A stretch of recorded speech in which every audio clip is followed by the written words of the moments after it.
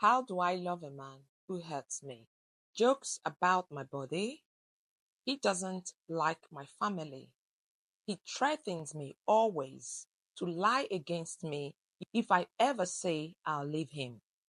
And yet, I stay in this relationship for the sake of my child. And how do I even start loving someone who I don't like or love anymore? This is real. This is one woman's truth. And sadly, scenarios or situations like this are not rare. A lot of women find themselves in a relationship that they're no longer interested to be in. For the sake of their children, they stay. To the woman who wrote this, and to every woman watching me this hour and silently nodding, I want you to hear me clearly. You are not crazy, you are not weak, and you are not alone. What is happening to you is real. Some people may not understand it, but what you're going through is real. Trying to survive in a relationship that gradually strips your voice, takes your dignity, your joy, and your peace is exhausting, especially when you're a mom and trying so hard to hold everything together. It is exhausting and draining. Listen, girl, what you're going through is not just hard time. What you're going through is called emotional abuse. That is it. It is emotional abuse. This is control.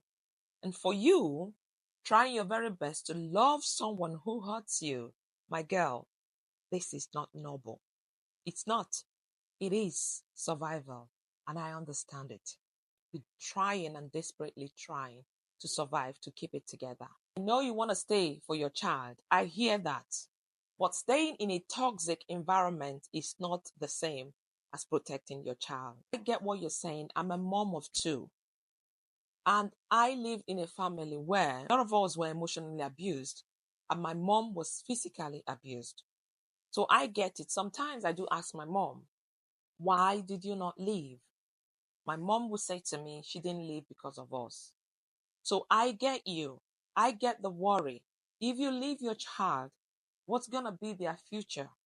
If you leave their child, you don't know the next woman who's going to come in, how they will treat your child. If you leave now, maybe you're not financially able to leave. You're so dependent on this man. But for my mom, these were her reasons. She didn't have any family member that could have stood up and say, leave this marriage, I'll support you. So she stayed for the sake of her children. And for me, I also understood that her second reason of staying is finances, that's security. Sometimes I do ask my mom, what if you had died? I know oftentimes parents will worry about children. If, heaven forbid, my mom had died, we would all have survived somehow. So what is the need of staying in an abusive and in a toxic relationship for the sake of the children? Often, we do not understand the damage these can be done to the children. We do not understand the physical, the emotional, the psychological damage. And I know in some parts of the world, a woman leaving the relationship is a taboo. You're seen as an outcast and you're asked to endure. But little do they know the impact of you staying in that toxicity. Children feel everything. They sense tension.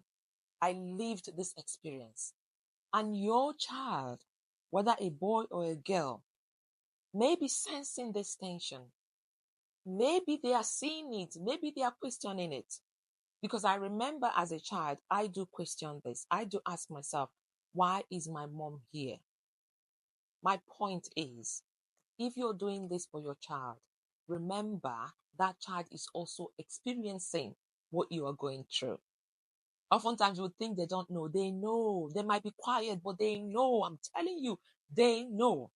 They learn what love looks like from you, from me. The way you are treated as a woman, what you accept is what you're telling your daughter to accept in her relationship.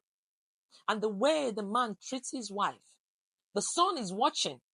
It's the same thing you're transferring to your son. This is the way you treat your wife. The first role model for any child, whether a girl or a boy, it's the parents. So they learn, they know. And sometimes the most loving thing you can do for your child is to show them what self-respect looks like, what boundary looks like, what they should accept and what they shouldn't accept. It starts from you, dear mom. This idea you want to stay for the sake of your child, yes, it's good, but you don't have to destroy yourself just to keep the family together. Your child needs you. What kind of together it is if you are emotionally shattered inside? Your question is, how do I start liking him? Maybe the real question should be, how do I start liking myself again? You've lost yourself in the course of this relationship. From your message, you've been married 3 years. How do you start loving yourself again? How do you reclaim the part of you that is now silenced? How do you begin to feel safe again, emotionally, physically, and spiritually? How do I regain me, my very me? That should be your question. The answer is not in twisting yourself into loving someone who has made it clear to you that they're not willing to change, that they're not willing to adjust, that this is them. So they are giving you an option. You either accept this or you go. The answer to your question is reconnecting to your inner self, to your values, and to those things that matters to you. That is your answer. Let's be honest, this is not going to be an overnight shift. You don't have to pack your bag overnight. Nobody's saying that. I'm not encouraging you here to leave your marriage. That is not what I'm saying. Also, you may not have all the answers, because I know your mind, your heart, your head is bubbling with a lot of questions. You might not have all the answers, but you can start with small steps. You can start making conscious effort about what is happening around you and what you want to do. First and foremost, you can start by taking record of all the abuses, of all the name callings, of everything he's been saying to you. You can start journaling. Secondly, who do you have that you can trust? Is there any trusted friend that you can confide in? You can tell, you can say to them, this is what's happening to me. I just want you to know. Is there anyone like that? You've got to speak up. And thirdly, check online. Talk to a domestic abuse service in your area. Even in most of the developing countries now, they are understanding that domestic violence is a serious issue that is affecting. So is there any way of finding out who the local service, or if there's any community support, or even the number to contact them, so that they'll be able to advise you and explain your rights to you? And finally, find a safe space where you can breathe. What do you love doing? Do you know that 30 minutes walk can clear your mind? 30 minutes walk can make you feel yourself again. Just leaving that environment, find a safe space where you can breathe. You can join community service. Find a safe space where you can breathe, where you can think, and where you can be you again. I can advise, you know what your safe space is. For me, when I go out for a walk, it does help me a lot. So you find what you love doing, but just find that safe space, even if it means going out for a coffee, you alone, sitting down there, sitting just you alone. Find that safe space for your sanity. You don't have to figure it all out today.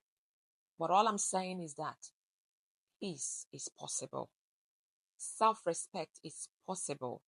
You're worthy of love that doesn't leave, whether it's emotional, physical, or psychological bruises. You are worthy of that love. You don't have to stay broken to keep the peace. You don't. And one day, your child will thank you for showing them what true strength really look like. Your child will thank you. because they see, because they observe. I hope this advice has helped. Please leave a comment if you like this video and share it to someone who you think might want to hear this. Thank you for watching today. And as always, God's blessings.